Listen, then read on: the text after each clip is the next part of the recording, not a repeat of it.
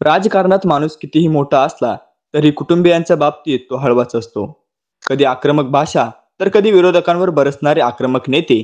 शिवसेनेचे आमदार भास्कर जाधव यांच्या घरी गेली 8 वर्ष काम करणाऱ्या सुप्रिया पाटील या मुलीचे काल लग्न झाले. त्यासाठी गुहागर तालुक्यातील पांगारी या गावात संपूर्ण जाधव कुटुंबीय गेले होते. सुस्वभावी आणि अत्यंत प्रामाणिक असलेल्या मुलीने सर्वांचे मन जिंकले होते. भास्करराव जाधव यांनी सुद्धा पोटच्या मुलीप्रमाणे तिला वागवले व प्रेम दिले होते.